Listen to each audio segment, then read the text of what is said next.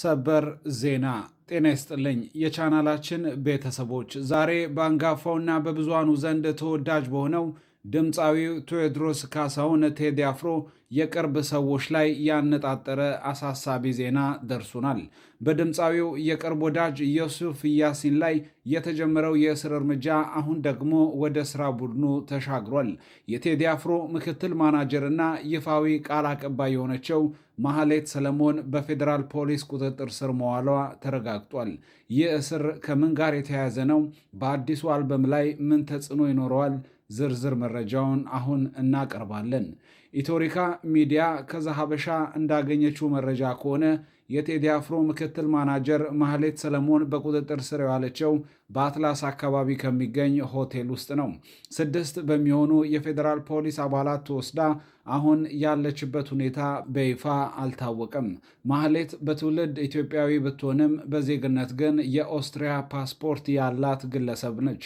የማህሌት ሚና በቴዲ አፍሮ ቡድን ውስጥ የስራ እንቅስቃሴዎችን ማስተባበር፣ መግለጫዎችን መስጠትና የኪነ ጥበብ ስራዎቹን ለህዝብ በማድረስ ረገድ ቁልፍ ሚና ያላት ግለሰብ ናት።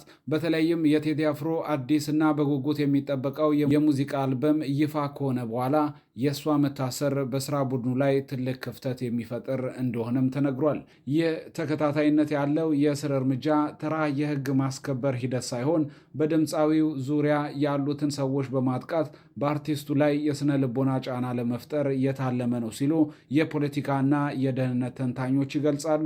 አርቲስቱን በቀጥታ ከመንካት ይልቅ ስራ አስኪያጆቹንና ወዳጆቹን በማሰር የጥበብ ስራውን ለማክሸፍ የተደረገ የተቀናጀ ኦፕሬሽን እንደሆነም ይገመታል። ማህሌት ሰለሞን የውጭ ሀገር ኦስትሪያ ዜግነት ያላት በመሆኑ ይህ እርምጃ ከሀገር ውስጥ ጉዳይ አልፎ ዲፕሎማሲያዊ መዘዝ ሊኖረው እንደሚችልም ስጋቶች አሉ። የውጭ ሀገር ዜግነት ያላቸውን ግለሰቦች ያለ በቂ ምክንያትና ያለ ይፋዊ መግለጫ ማሰር ዓለም አቀፋዊ የሰብአዊ መብት ጥሰት ገጽታ ሊሰጠው እንደሚችል ተመላክቷል። እስከዚህ ሰዓት ድረስ ፌዴራል ፖሊስ ማህሌት ሰለሞን የታሰረችበትን ምክንያትም ሆነ ያለችበትን ቦታ በተመለከተ የሰጠው ይፋዊ መግለጫ የለም።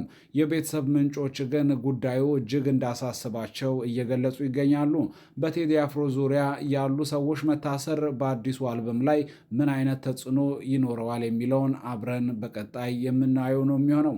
እናንተስ በዚህ ጉዳይ ላይ ምን ትላላችሁ? ሀሳባችሁን በኮሜንት መስጫው ላይ አስፍሩልን።